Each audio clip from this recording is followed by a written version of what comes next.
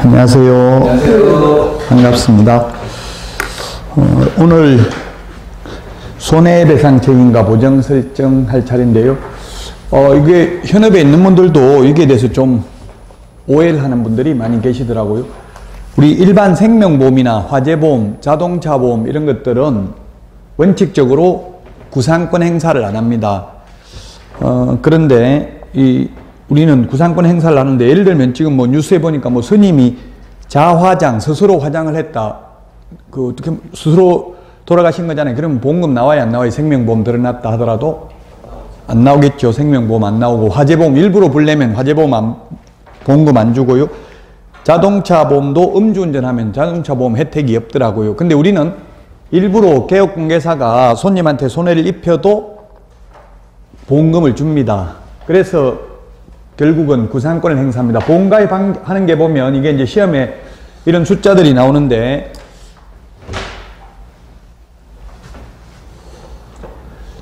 이게 올해 1월 1일부로 2배로 올랐습니다. 2억에서 4억, 그 다음에 분사무소 1억에서 2억, 그 다음에 개인 2억이고요. 그리고 특수법인은 옛날에 지역농협은 1,000만 원이고 나머지는 일반법인하고 똑같은데, 이제 모든 특수법인이 다 2,000만 원 이상 가입을 해야 됩니다. 그러면 만약에 여러분들은 개인이니까 2억을 가입했는데 손해를, 만약에 요즘은 집값이 비싸니까 10억 손해 입힐 수도 있잖아요. 그러면 10억을 손님한테 손해를 입혔다. 보험가입은 2억밖에 안 돼 있다. 그러면 보험회사에서 2억 물어주고 나머지 8억은 개인재산 가지고 물어내야 됩니다. 그리고 또 2억 이 보험회사에서 물어주는 것마저도 결국 구상권 행사, 구상권이라는 거는 너가 갚아야 될 돈을 내가 대신 갚았으니 내가 갚은 돈 돌려달라고 요구할 수 있는 권리를 구상권이라고 합니다. 그래서 결국은 다 토해내야 된다. 따라서 손해 안 입히도록 노력을 해야 됩니다. 이제 현업을 저도 해보니까 이게 분쟁이, 민원이 제기돼야 이게 문제가 생기거든요. 그래서 공정하게, 중개라는 게 원래 중개, 가운데 중자, 이게 사람 인자잖아요. 사람 가운데에서 소개, 중개, 끼일개자, 이것도 사람 인자 있네요. 사람 사이에서 소개하는 게 중개인데, 중립적인 위치에서 공정하게 해야 됩니다. 한 사람 편만, 매도인 편만 또는 매수인 편만, 너무 한 사람 편만 들다 보면 손해본 쪽에서 가만 안 있죠. 너 때문에 손해봤다 이렇게 하고 가만 안 있거든요. 지금 이게 보험금이 2억이고 돈이 2억 있어야 되는 건 아닙니다. 또 어떤 분은 개업하려면 2억 있어야 되냐 이렇게 생각하시는 분도 계시는데, 그건 아니고 지금 협회 공제료는 24만 8천 원 정도 합니다. 이게 제가 정확하게 말씀을 못 드리는 게, 자동차 보험도 마찬가지입니다. 보험회사마다 보험료는 달라요. 보험금 타는 돈은 보험금은 타는 돈이고 보험료는 내는 돈이죠.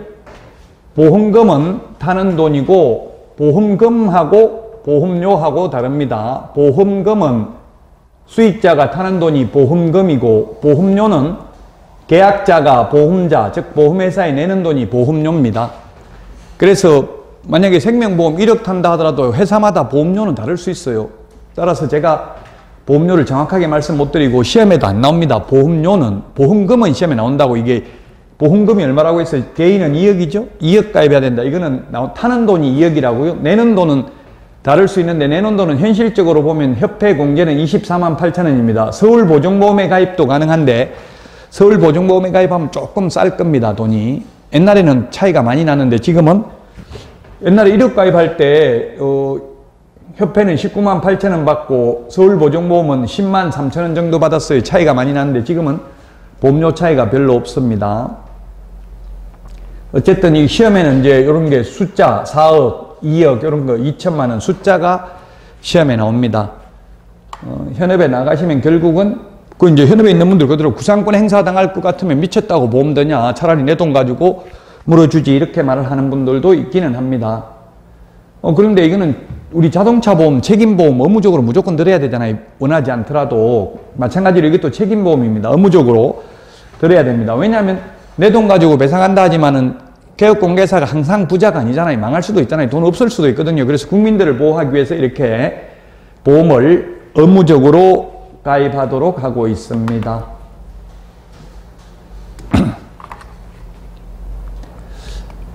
자, 그러면 보험금을 받으려면 보험금 지급 절차인데요. 맨 먼저 의뢰인이 손님입니다. 의뢰인이 손님. 의뢰인이 매수인이나 매도인이 되겠는데요. 아니면 뭐 임대인이나 임차인, 세입자나 주인이 되겠죠. 의뢰인에게 일단 재산상 손해가 발생해야 됩니다. 우리 정신적 손해는 위자료는 배상해 주지 않습니다. 자동차 보험은 위자료도 주죠. 자동차 보험은 사고 나면 위자료 줍니다. 즉 정신적 손해도 배상해 줍니다. 그런데 우리는 재산상 손해만 배상해 줍니다. 손해가 발생해야 되고요. 손해 발생했으면 손해배상 합의서 등 손해를 입증하는 서류를 확보해야 됩니다. 근데 현실적으로는 합의서 절대 안 써줍니다. 합의서 써주면 결국 다 토해내야 되는데 합의서는 안 써주고요. 이게 대표적인 게 판결이죠. 판결을 현실적으로 보니까 현실적으로는 그 피해를 입은 손님이 개업공개사와 협회에 보통 가입을 많이 하니까 협회공제조합을 공동피고로 해서 손해배상 청구 소송을 해가지고 승소 판결문을 받으면 그 판결문 가지고 바로 이 보험회사에서 즉 협회공제조합에서 돈을 타 가버립니다. 그 손해배상 지급 청구를 하면 지급을 해주고 지급해주면 이제 구상권을 행사할 수 있습니다. 그리고 손해배상 해주고 나면 15일 이내 재보정 설정을 해야 됩니다. 시험에는 이제 15일 이런 걸 30일 뭐 이런 식으로 바꿔서 시험에 냅니다. 15일 이내 재보정 설정을 해야 됩니다. 그 제가 아는 분은 이거 구상권 어떤 일이 있었냐면 제가 아는 분은 그 용인에서 다가구였습니다. 다가구. 이 3층짜리 다가구가 있었는데 이게 얼마였냐면 시세가 7억이었고요. 융자가 4억이 있었습니다. 융자가 4억. 근데 건물주가 어떻게 하게 됐냐면 이거 1층이죠. 이게 1층은 A개업공개사에게, 2층은 B개업공개사에게, 3층은 C개업공개사에게 뭐라고 했냐면 다른 거는 다 월세고 너만 전세다. 그렇게 이야기한 거예요. 그 전세가 얼마냐면 제가 아는 지인 개업공개사 이게 1억 8, 방이 한 칸짜리는 4천만 원, 방 두 칸짜리는 6천만 원 용인인데 이렇게 했어요. 시세가. 그래서 다 합하니까 1억 8천이었어요. 한 층에 전세 보증금이. 그 전세 중개하면 200만 원 주고 월세 중개하면 20만 원 준다고 한 거예요. 개업공개사에게. 그러니까 개업공개사는 돈 벌려고 200만 원씩 받으려고 이거 1억 8천 여러 명이 되겠죠. 방 한 개에 4천만 원, 방 두 개짜리는 6천만 원 이랬으니까 그 1억 8천인데 다 이게 모든 층을 다 주인이 그렇게 이야기한 거예요. 2층 또 개업공개사 의뢰한 개업공개사에게는 다른 거는 다 월세고 너만 전세다. 또 1층은 역시 다른 거는 다 월세고 너만 전세다. 이러니까 시세가 7억 정도 하고 융자 4억이 있다 하더라도 경매 넘어가면 한 3억 남으니까 돌려받을 수 있겠다 생각하고 한 거예요. 근데 전부 다 이렇게 해가지고 결국은 보증금이 얼마였냐 하면 5억이었어요. 다 합하니까. 이게 3개층 다 합하니까 보증금이 5억이다. 그러면 융자하고 보증금하고 합하니까 9억. 시세는 7억. 팔아도 2억 토해내야 되죠. 이게 소위 깡통주택이잖아요. 깡통주택. 집 팔아도 보증금하고 다 못 내주고 이런 일이 생겼습니다. 그래서 결국은 이렇게 했는데 1억 8천 손해를 입혔는데 이 중에서 세입자 딱 한 명이 소송을 했어요. 방 두 칸짜리 6천만 원짜리 소송을 하니까 판사가 이게 재판을 빨리 안 끝내더라고. 한 2년 가까이 걸리더라고요. 왜냐하면 이게 손해배상해달라 하는데 손해가 아직 확정되지 않았다. 경매 넘어가가지고 배당 못 받은 게 얼만다. 이게 확정되어야 손해배상해준다 해가지고 거의 2년 가까이 끌어가지고 결국 6천만 원 중에서 개업공개사의 가실 비율을 30%로 봄이 상당하다. 그래서 368, 1,800만 원 배상하라. 이렇게 판결이 나왔어요. 여러분들은 변호사한테 물으면 안 됩니다. 변호사한테 물으니까 구상권 이제 협회에서 그러니까 물어주고 구상권 행사 1,800만 원 내놔라고 구상권을 행사하니까 변호사한테 물어보니까 구상권 행사 안 하려면 소송해보면 된다. 왜냐하면 그 공제약관에 보면 고의 또는 중대한 과실인 경우에 구상권 행사할 수 있다 돼 있고 경미한 과실은 구상권 행사할 수 없다고 돼 있어요.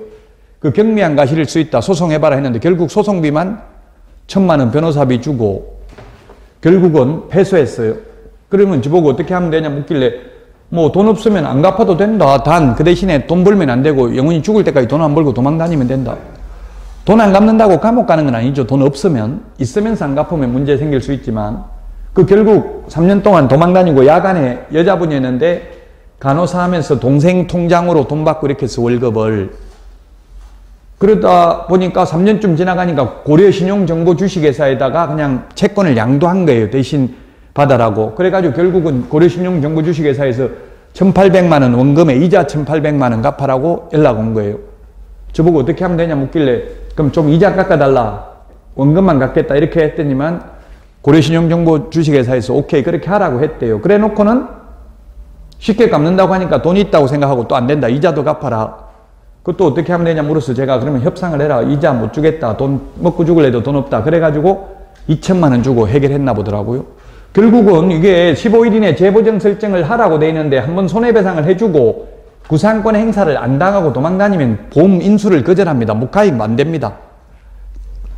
구상권 행사 안 당하면 가입을 안 해주. 우리 생명보험도 암 걸린 사람 암보험 가입 안 되잖아요. 마찬가지로 이게 손해 한번 입히고 구상권 행사 안 당하고 이렇게 도망다니는 사람은 다시 가입이 안 된다고. 다시 가입이 안 되면 공탁을 해야 되는데 현금 2억을 맡겨야 되는데 그 또 맡겨놓으면 나중에 그거 돈 있는 거 알면 빼갈 수도 있잖아요. 구상권 행사 당할 수도 있잖아요. 그래서 손해 안 입히도록 조심을 해야 됩니다. 처음부터. 자, 손해배상 책임과 보정 설정. 지금 말한 게 시험에는 2문제 정도 출제됩니다. 손해배상 책임과 보정 설정. 나중에 이제 또 1월달부터 자세하게 하고요. 그 다음에 중개보수 여기도 시험에 2문제 출제됩니다. 보수 계산하는 거 한 문제, 그리고 중개보수 일반적인 내용 한 문제에서 시험에 2문제 출제됩니다. 조금 전에 말한 손해배상도 2문제 정도 출제되고요. 자, 중개보수가 주택하고 주택외가 다릅니다. 이게. 근데 주택이냐, 주택외냐, 이거는 뭘 보고 판단하느냐 하면은 공부를 보고 판단하겠어요? 아니면 실질적인 용도를 보고 판단하겠어요? 시험에는 뭐 안 나오고 일부 그 책에도 잘못되어 있는데 기본서에도 공부를 보고 판단합니다. 주택임대차보호법이나 상가는 실제 사용 용도인데 여기는 공부예요. 왜냐하면 이걸 보시면 일단 오피스텔은 공부에 뭐라고 돼 있어요? 업무시설이라고 돼 있어요. 업무시설. 만약에 이렇게 오피스텔을 지금 구분해 놨잖아요. 일단 이걸 보면 알 수 있는데 오피스텔을 매매교환은 전분호, 임대차는 전분호 사라고 구분해 놨어요. 주거용 오피스텔인 경우는 만약 실제 사용 용도라면 주거용 오피스텔이면 주택이기 때문에 굳이 이렇게 분류할 필요가 없겠죠. 그래서 일부 그 기본서도 출판사 기본서도 보니까 실제 사용 용도를 기준으로 한다 이렇게 적어놨던데요. 시험에 물론 나온 적은 없습니다. 근데 공부를 기준으로 합니다. 이건 제가 국토부 육군 해석도 오래 해봤고 등록관청에도 물어봐도 공부를 하는 게 맞습니다. 왜냐하면 오피스텔, 주거용 오피스텔을 따로 분류한 걸 보면 공부를 기준으로 했다는 이야기입니다. 굳이 실제 사용 용도면 주거용 오피스텔은 주택이니까 이렇게 분류할 필요가 없다는 이야기입니다. 시도조례로 정하니까. 자, 그래서 주택인 경우 국토교통부령이 정하는 범위 내에서 시도조례로 정하는데 국토교통부령에 보면 최고 매매교환은 0.7, 임대차는 0.6 이 범위 내에서 시도조례로 정합니다. 이 범위 내에서만. 근데 주택 외의 경우는 국토교통부령으로 정합니다. 국토교통부령에 보면은 주택 외의 경우에는 원칙적으로 다 천분의 9입니다. 0.9%입니다. 다만 85제곱미터 이하 주거용 오피스텔, 주거용 오피스텔이라는 전용 입식 부엌, 전용 수세식 화장실 이런 게 있는 게 주거용 오피스텔이죠. 예, 지금 롯데타워 저기 잠실에 있는 거 롯데타워는 뭡니까? 주상복합입니까? 아파트입니까? 아니면 오피스텔입니까? 뭐예요 지금? 시그니엘인가? 뭐 이름이 시그니엘인가? 예, 그게 용도가 오피스텔이에요. 오피스텔이라서 그게 난방이 안 돼 있대. 난방이 바닥 난방이. 그래서 실거주 선호도가 굉장히 낮대. 그래서 단기 임대 이런 거 많이 한다고. 한 달 월세가 3,500만 원, 뭐 3,000만 원 이렇게 해가지고 단기 임대를 많이 한대요. 사기꾼들 사기치기 좋잖아요. 그 비싼데 80억, 100억짜리 산다 이렇게 자랑시키려고 월세 3,000만 원 주고 들어와 사는 사람들이 많이 있대요. 한 달만 살고 나가고 이런 게 많대요. 어쨌든 그건 오피스텔이랍니다. 그래서 난방시설이 안 돼 있다. 오피스텔이라도 그 롯데타워에 있는 시그니엘 이런 거는 85제곱미터 초과하니까 0.9가 되겠죠. 85제곱미터 이하인 주거용 오피스텔만 매매는 0.5, 임대차는 0.4%입니다. 그럼 85제곱미터를 초과하는 주거용 오피스텔이나 또는 85제곱미터 이하 업무용 오피스텔, 그 외에 토지, 상가, 뭐 임목, 공장재단, 광업재단 이런 건 전부 다 매매든 임대차든 0.9입니다. 0.9 범위 내에서 당사자 협의입니다. 협의. 참 이게 현업에 가면 협의라는 게, 그래서 저 같은 경우는 하면서 손님들이 깎아달라고 하면 무조건 깎아줬어요. 분쟁 안 생기려고. 저는 뭐 강의하면서 주로 많이 했기 때문에 약점이 많잖아요. 계속 하루, 1년 내내 그 중개사무소만 있는 게 아니기 때문에 강의하러 갈 때도 있고 그러니까. 그 협의인데 이게 현실적으로 보니까 저는 깎아달라면 깎아주는데 제가 깎아달라고 하니까 안 깎아주더라고, 개업공개사님들이. 왜냐하면 이게 중개보수가 확인설명서 서식에 찍혀 나와요. 그 협의하자 이러니까 이 확인설명서 다 찍혀 나왔는데 미리 말하지 이제서 어떻게 협의하냐, 이 찍혀 있는 거 다 달라 이렇게 이야기를 하더라고요. 이게 좀 문제죠. 협의라는 게. 백화점 물건도 정가제인데 우리 중개보수는 협의하도록 되어 있습니다. 즉 깎는 것만 가능합니다. 초과해서 받는 건 안 됩니다. 이걸 초과해서 받으면 강행법규 위반으로 초과 부분은 무효입니다. 이론적으로는 어떠한 명목으로도 받으면 안 된다. 중개보수 외에는. 근데 어떠한 명목으로도 받으면 안 되는데 이 컨설팅을 해주고 컨설팅 수수료를 많이 받는 거는 상관없습니다. 근데 명목만 컨설팅 명목, 실제 컨설팅도 안 해주고 영수증에 컨설팅 수수료 이렇게 써주고 10% 받으면 위반이라는 이야기입니다. 그러면 컨설팅 수수료를 많이 받으려면 0.9% 초과해서 받으려면 컨설팅을 해줬다는 걸 입증하면 되겠죠. 그 입증하는 게 뭐겠어요? 컨설팅 보고서 이런 게 해가지고 수십 장, 한 50장 만들어 놓으면 많이 받아도 아 컨설팅 해주고 받았구나 이렇게 볼 수 있어요. 50장 만드는 거 어렵지 않아요. 컨설팅 보고서 이렇게 해가지고 인터넷 쳐봐도 많이 나오는데요. 그러면 각종 공부, 토지대장, 임야대장, 건축물대장, 등기사항 증명서 이런 거 뭐 토지이용계획 확인서 이런 것만 떼도 10장 넘어요. 공부만 떼도. 또 토지이용계획 확인서 떼면 거기 용도지역지구구역 나오고 그 용도지역지구구역에 대한 행위제한 나오는데 그런 거 다 첨부해주면 돼. 서류. 그런 것만 해도 수십 장 되거든요. 그러면 그런 게 컨설팅 보고서에서 써주고 컨설팅 수수료 많이 받는 거는 상관없습니다.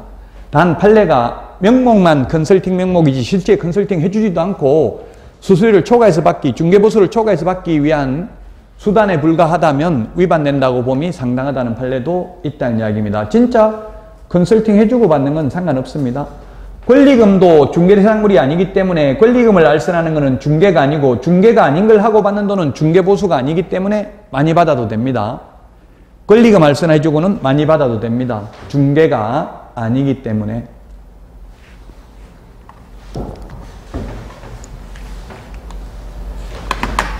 자, 그 중개보수의 적용 기준입니다. 우리나라는 쌍방으로부터 각각 받습니다. 쌍방으로부터 각각 받는다.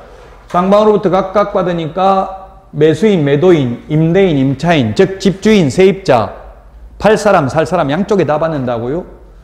우리나라는 양쪽에 다 받고 주로 외국에는 보니까 파는 사람, 매도인한테 받더라고. 남겨먹고 파니까 미국 같은 데는 일방으로부터 주로 받더라고요. 그건 이제 뭐 세계적으로 조금씩 다르긴 한데 우리나라는 양쪽 다 받습니다. 양쪽 다 받는데 오히려 뭐 호갱노라든지 집토스라든지 이런 거 프로테크 업체들 보면은 외려 매도인한테 깎아주더라고요. 매수인한테는 다 받고. 제가 볼 때는 오히려 매수인은 지금 돈 마련하기도 힘들은데 매도인한테 많이 받는 게 바람직할 것 같은데 어쨌든 우리나라 그 호갱노 이런 거 어플 들어가 보면 50% 깎아준다고 돼 있어. 주인한테는.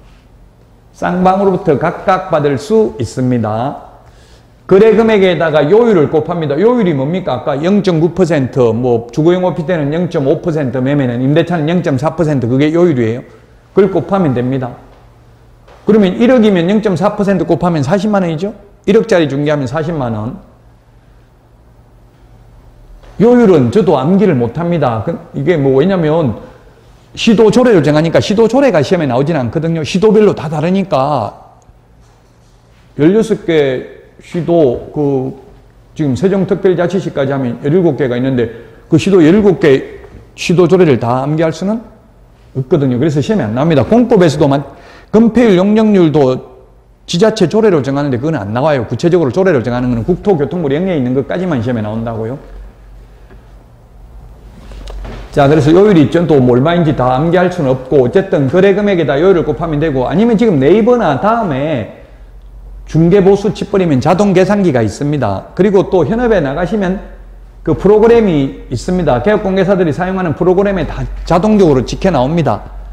일반가세 사업자, 뭐 간이가세 사업자 그것만 입력하면은 부가가치세까지 다 계산돼서 나옵니다. 자동으로. 그러니까 중개보수 계산 못하는 거는 걱정하실 필요는 없습니다. 자, 중개보수의 적용 기준인데 참 이거는 제가 볼 때는 정말 바람직하지 않은데 이번 시험을 봐도 교수님들이 현업을 안 해보고 출제하니까 현실하고 너무 안 맞는 문제들이 많아요. 이 사무소 소재지 시도조례라는 이야기입니다. 만약에 중개사무소가 서울에 있으면 경기도에 있는 아파트를 중개해도 서울시 조례가 정하는 중개보수를 받는다는 이야기입니다. 근데 이게 실익이 없는 게 대한민국에 16개 시도조례가 똑같습니다. 지금 현재. 왜 똑같은지 제가 국토부에 물어보니까 시도의원들이 조례 제정할 줄 몰라가지고 조례 준칙, 조례 제정 준칙안 이렇게 해가지고 이렇게 만들면 됩니다 하고 국토부에서 다 내려보냈대요. 그래가지고 손들고 그냥 표결만 했기 때문에 똑같아요. 16개 시도조례가. 그러면 이런 걸 시험에 낼 필요가 없잖아요. 달라야 내는 건데 어쨌든 시험에는 나와요. 이게 시험에는 어떻게 나오냐면 사무소 소재지 대신에 중개대상물 소재지 X 이렇게 나온다고 이 시험에는. 현실적으로는 똑같지만 시험에는 나온다. 중개사무소 소재지다. 중개대상물 소재지가 아니고 서울에 사무소에 있으면 인천에 있는 아파트를 중개했던 경기도에 있는 아파트를 중개했던 모두 서울특별시 조례가 정하는 보수를 받습니다. 자, 그 다음에 겸용주택입니다. 주택의 면적이 2분의 1 이상입니다. 이상. 2분의 1 이상인 경우 주택에 대한 중개보수요율을 적용한다. 딱 절반이 주택이면 전부 주택에 대한 보수를 적용한다고. 그런 게 있긴 있더라고요. 상가주택 이런 게 1층, 2층, 만약에 면적이 100제곱미터, 100제곱미터 똑같으면 1, 2층 다 합해서 주택으로 본다는 이야기입니다. 그래서 시험에는 어떻게 나왔냐면 시험에 한 3번 정도 이렇게 나왔는데 주택의 면적이 3분의 1인 경우 이렇게 시험에 나왔어요. 주택의 면적이 3분의 1이면 이게 주택입니까? 주택 아닙니까? 주택 아니죠. 2분의 1 이상이 주택이야 전부 주택으로 본다니까 3분의 1이 주택이면 이거는 상가라고 보시면 돼요. 그럼 0.9% 받을 수 있다는 이야기. 시험에는 주택의 면적이 3분의 1인 경우 이렇게 나왔어요. 그럼 문제에 주택인 3분의 1인 경우 이러니까 주택이라고 생각하고 문제 풀면 틀린다고요. 주택이 아니라는 이야기입니다. 주택의 면적이 2분의 1 이상이면 전부 주택으로 본다. 보통 그렇게 상가주택 그런 게 있어요. 1층은 상가고 2층은 주택이고 이런 경우가 있다고요. 만약 1층, 2층이 면적이 똑같으면 이건 전부 1, 2층 합해서 주택으로 본다는 이야기입니다. 상가 부분이 조금이라도 더 많으면 면적이 전부 상가가 되겠죠. 2분의 1 이상이니까. 이상, 초과, 미만. 이상 반대가 이하입니까? 미만입니까? 이상 반대가 이하냐? 미만이냐? 이상 반대는 미만이죠. 미만. 이상 이하는 그 숫자 포함, 미만 초과는 그 숫자 제외. 초등학교 5학년 1학기 수학책에 있다더라고요. 저도 수학을 잘 못하는데 근데 우리 시험에는 이게 나올 수 있어요. 워낙 요즘 사이드에 있는 거 말도 막 이게 틀리게 내려고 내는 게 많아가지고 이상 대신에 초과 이렇게 하면 X라고요. 이상입니다. 이상. 딱 절반 포함이죠. 이상은 그 숫자 포함. 2분의 1이 주택이라도 전부 주택에 대한 규정을 적용한다. 자, 중개보수 지급 시기는 당사자 간의 약속으로 정할 수 있다. 그래서 보통 중개업소에 가보면 계약 시에 중개보수 받습니다. 이런 거 써붙여 놓은 데 있어요. 그러면 그렇게 약속하면 계약서 쓸 때 중개보수 받아도 됩니다. 미리. 근데 아무 말 안 했으면 거래대금 지급이 완료된 날 현실적으로 거의 99%가 잔금 치러야 받고 있습니다. 현실적으로는. 근데 잔금 치르기 전에 계약서 쓸 때 미리 받아도 된다고요? 상관은 없어요. 거래대금 지급이 완료된 날 잔금 치를 때 받을 수 있다. 그리고 부가가치세는 중개보수 외에 별도로 부가가치세 받아도 된다. 부가가치세는 일반가세 사업자는 10%, 간이가세 사업자는 4% 받을 수 있습니다. 사업자 등록을 처음에 간이가세 사업자로 하면 4%.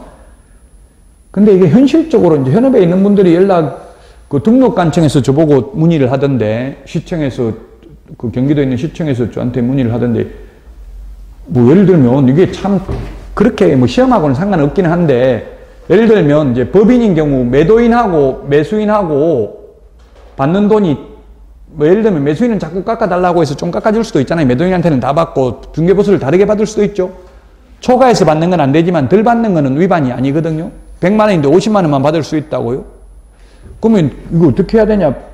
근데 확인설명서 계약서에 다 찍혀 나오는데 이게 도장을 매수인, 매도인 도장을 두 군데 다 찍거든요. 보면 확인설명서에다가. 그러면 이게 매도인한테는 예를 들면 100만 원 받고 매수인한테는 50만 원 받으면 매도인이 기분 나쁘잖아요. 그게 몰래 할 수 있는 방법이 없냐?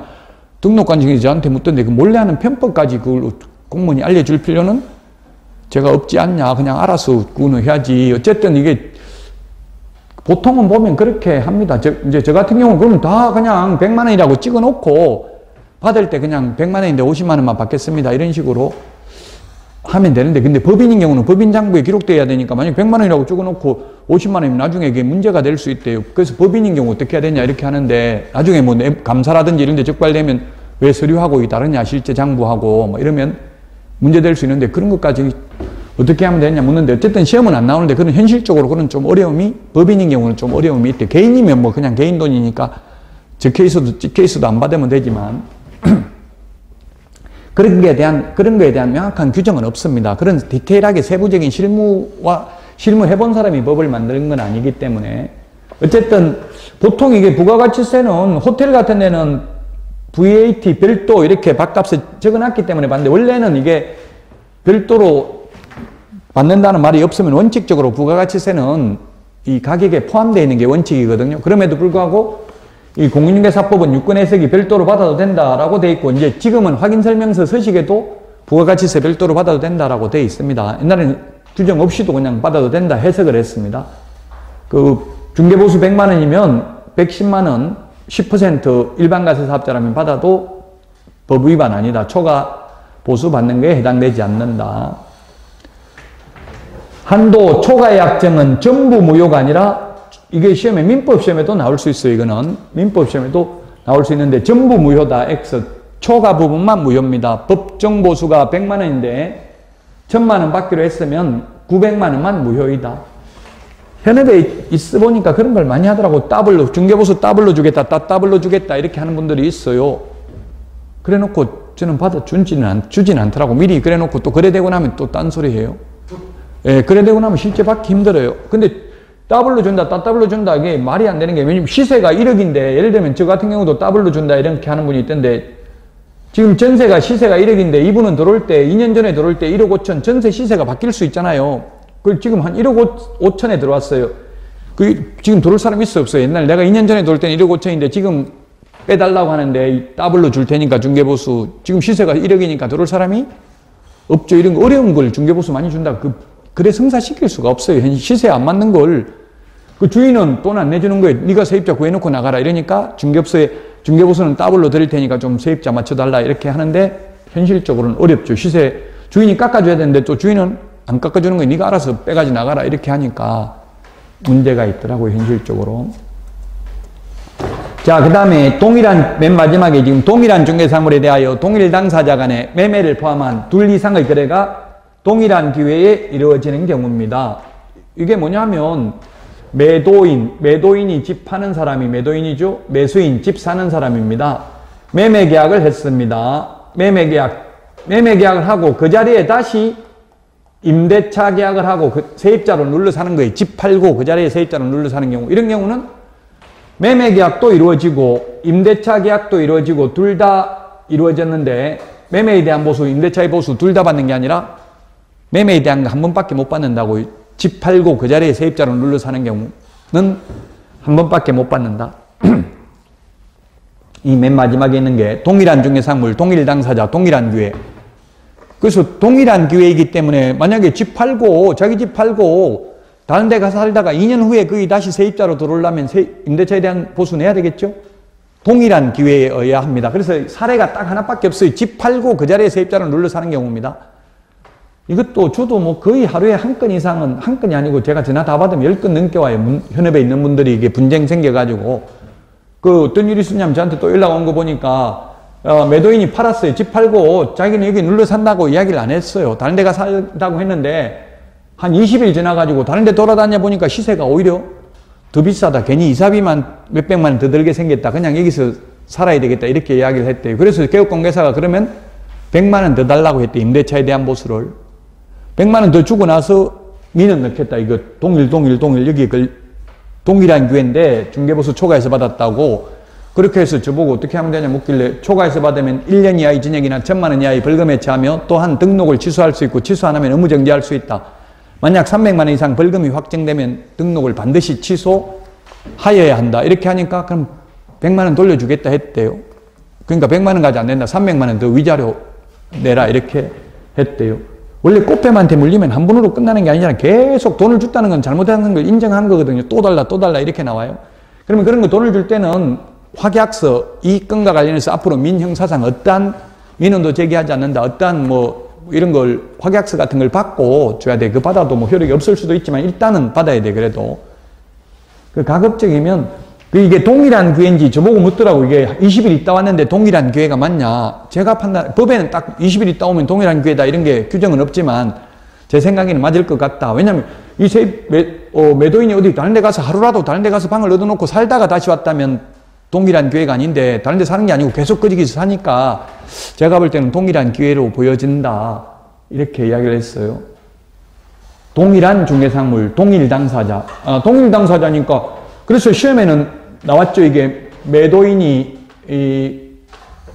갑이고 매수인이 을이고 그 다음에 개업공개사는 A입니다. A는 개업공개사고 그리고 매수인이 다시 병이라는 임차인한테 세를 놨습니다. 이게 임대차에 대한 보수는 20만 원이고요. 매매에 대한 중개보수는 80만 원입니다. 매매에 대한 중개보수는 80만 원. 그 문제, 기출문제를 보면. 그러면 이 A 개업공개사가 매수인 을한테 받을 수 있는 중개보수는 얼마인가 최대 이게 시험에 나왔다고요. 문제 어렵나요? 얼마일 것 같아요? 80만 원, 100만 원, 20만 원. 예, 답은 100만 원이죠. 이게 매매에 대한 그 80만 원 받을 수 있고 이게 병이라는 동일 당사자가 아니잖아요. 지금 다른 사람한테 세를 놓은 걸 중개했으니까 여기에 대한 20만 원도 받을 수 있어요. 그래서 을한테 100만 원, 갑한테 80만 원, 병한테 20만 원, 총 합계 200만 원이 되겠죠. 이런 게 시험에 나왔어요. 기출문제. 중개보수 계산하는 게 한 문제 꼭 나온다고요. 2문제 시험에 출제됩니다.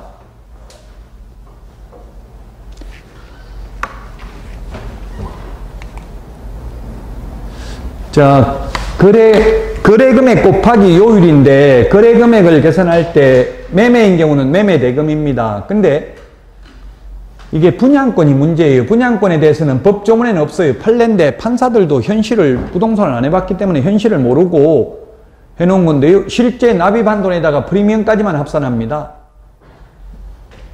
자, 그러면 지금 만약에 분양가가 5억입니다. 분양가가 5억인데 계약금 5천만 원 들어갔습니다. 보통 10% 많이 받죠? 계약금 5천만 원 들어간 상태에서 프리미엄이 5천만 원 붙었으면 1억에 대해서만 중개보수 받을 수 있다는 이야기입니다. 그래서 제가 국토부에 그러면 프리미엄이 마이너스 피 돼가지고 저 같은 경우는 계약금 다 날리고 한 푼도 못 받고 명의만 넘긴 적도 있거든요. 옛날에. 그러면 어떻게 받냐? 중개보수 보니까 그건 잘 모르겠다. 뭐 명확하게 답변을 못해요. 마이너스 피인데 마이너스 시키면 결국 주고받는 돈이 하나도 없잖아요. 거기에 대해서는 어떻게 한다는 규정이 없다고. 분양가에다가 곱하기 이 요율을 하는 게 아니라 그게 뭐 시험에 나오는 거는 어쨌든 전부 판사는 플러스 프리미엄만 붙는 거 생각한 거예요. 마이너스 프리미엄까지는 생각을 못한 거예요. 어쨌든 실제 납입액에다가 프리미엄인데 5천만 원 납입해서 마이너스 5천 피 붙었으면 마피라고 나오잖아요. 인터넷 보면 마피 많죠. 마이너스 피도. 입주할 때 되면 마피 많이 나와요. 어느 지역이든 동탄 신도시도 지금 뭐 20억 찍고 이랬지만 동탄 1기 신도시도 처음에 입주할 때는 마피였고 전세 8천만 원 밖에 안 했어요. 그러니까 처음에 입주하면 물량이 많으면 마이너스 피 나올 수도 있어요. 왜냐면 잔금 처리해야 되는데 뭐 은행 융자도 안 되고 지금도 뉴스에 오늘도 나오더라고요. 보니까 전매 제한은 가능한데 둔촌 중흥아파트 이거 전매는 가능한데 실거주 의무는 있다고. 실제 살아야 된다고요. 그럼 실제 살아야 되는데 잔금을 못 맞춰가지고 대출도 뭐 DTI, DSR 이런 거 걸려가지고 대출도 안 되고 잔금 못 치르면은 계속 연체이자 물어야 되잖아요. 그러니까 이게 골치 아프다. 그럼 마이너스 P로 던지고 나올 수도 있다는 이야기. 그냥 좀 손해보고도. 그럼 마이너스 P 붙어버리면 이게 골치 아픈데 어쨌든 시험에는 뭐 마이너스 P 이렇게 나온 적은 없어요. 그냥 프리미엄하고 실제 납입액이다. 분양가를 기준으로 한 게 아니고. 요것도 지금 공무원들한테 제가 전화해서 물어보니까 이것도 좀 법을 잘못 만들었어요. 공무원도 시인하더라고요. 거래 금액이 큰 겁니다. 거래 금액이. 원래 취지는 중개보수가 큰 걸 하려고 했대요. 근데 자기도 아무 생각 없이 하다 보니 그냥 거래 금액이 큰 거라고 돼 있다고요. 그게 뭐냐면은 이걸 한번 그걸 계산을 해보면 거래 금액이 큰 건데, 자, 그러면 상가하고, 예를 들면 상가하고 주택을 교환합니다. 상가하고 주택을 교환하는데, 주택은 3억이고요. 상가는 2억입니다. 이걸 교환합니다. 그러면 거래 금액이 큰 걸 기준으로 한다고. 주택이 3억이니까 크잖아요. 근데 중개보수는 3억짜리가 0.4%예요. 시도조례에 의하면. 시도조례는 암기할 필요는 없어요. 어쨌든 시험에는 0.4%라고 줍니다. 시도조례에 의하면. 0.4%면 120만 원이에요. 3억짜리 중개하면. 근데 상가는 2억짜리 중개하면 0.9%라고 했잖아, 아까. 그러면 180만 원이에요. 그 원래 공무원이 그 국토부 직원 이야기로는, 거래 금액이 좀 잘못 만든 것 같네. 이렇게 시인을 하더라고요. 전화 통화하다 보니까. 어쨌든, 원래는 180만 원, 중개보수가 큰 걸 각각 받으면은 180만 원씩을 각각 받아야 되는데, 시험에 나오면 거래 금액이 큰 걸 했으니까 주택이 거래 금액이 크잖아요. 120만 원씩을 각각 받을 수 있다는 이야기입니다. 거래 금액이 큰 겁니다. 시험에 중개보수가 큰 거 하면 X입니다. 거래 금액이 큰 걸 각각 받을 수 있다는 이야기입니다. 그럼 120만 원씩 각각 받으니까, 양쪽에 120만 원씩 받으니까 240만 원 받을 수 있다는 이야기입니다. 이것도 보증금이 월세가 있는 경우는 보증금 더하기 월세 곱하기 100인데, 이렇게 보증금 더하기 월세 곱하기 100을 한 금액이 5천만 원 미만, 이하가 아니라 미만입니다. 또 여기는 미만. 미만인 경우는 보증금 더하기 월세 곱하기 70을 한다. 이게 나중에 생겼습니다. 이 곱하기 70, 이게 원래는 없었습니다. 근데 생긴 게 국토부 그 직원한테 물어보니까 뭐 안산 이런 데 거주한 분이 많았다고 하는데요. 인터넷에 엄청나게 글을 많이 올린 거예요. 중개보수가 10배 올랐다 이렇게 주장을 한 거예요. 옛날에 이게 생기기 전에는 어떻게 돼 있었냐면 중개보수는 월세 곱하기 계약기간 월수였어요. 그러면 보통 1년 계약하면 곱하기 월세 곱하기 10을 했다고 10. 1년 많이 하잖아요. 원룸 같은 거는. 근데 곱하기 100을 해보니까 10배 올랐다고 주장을 하는 거예요. 그래서 소액 월세 임차인들을 보호하기 위해서 이제 보증금 더하기 월세 곱하기 100을 한 금액이 5천만 원 미만이 나오면 곱하기 70을 한다는 이야기예요. 70.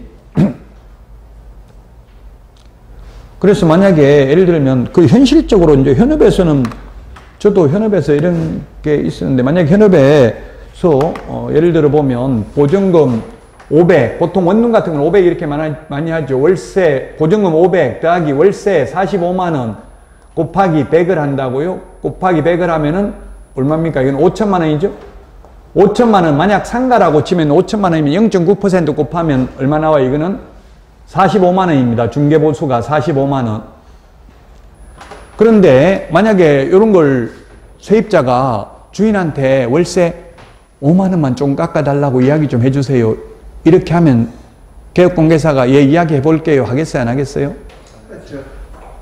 안 하고 절대 안 됩니다. 이거 지금 50만 원 하다 겨우 5만 원 깎아가지고 지금 45만 원인데 절대 아예 안 되면 안 됐지. 계약 안 하면 안 됩니다. 이렇게 강하게 나오면, 때로는 강하게 나가야 돼. 협상할 때 무조건 손님한테 끌려가면 오히려 힘들 수도 있어요. 그렇게 하더라고, 현실적으로 보니까. 왜? 5만 원 깎아주는 순간 중개보수가 얼마 날아가는지 계산 한번 해보자고요. 만약 55만 원 깎아줬다. 그러면 40만 원이면 40만 원 곱하기 100을 하면 4,500 나오니까 70 해야 되죠? 곱하기 보증금 더하기 월세 곱하기 100을 한 금액이 5천만 원 미만이면 곱하기 100을 하면 4,500이니까 미만 나오잖아요. 5천만 원 미만. 그러면 곱하기 70을 해야 된다고요? 그러면 70을 하면은 47은 28, 2,800만 원 더하기 500만 원 하면 3,300만 원. 3,300만 원 곱하기 0.9% 하면은 3927, 3927, 3927, 3927. 29만 7천 원 나오죠. 29만 7천 원. 맞나요? 45만 원 받을 걸 29만 7천 원 받는다고요. 그러면 얼마 적게 받아요? 15만 3천 원 줄어들었죠? 5만 원 깎아주는 순간 중개보수가 개업공개사 입장에서 보면 15만 3천 원 양쪽 다 받으니까 합하면 30만 6천 원 손해예요. 5만 원 깎아주는 순간. 그러니까 절대 안 됩니다. 주인한테 물어보지도 않고 아예 절대 안 됩니다. 이렇게 잘라서 말하더라고요. 중개보수가 줄어드니까 그렇죠.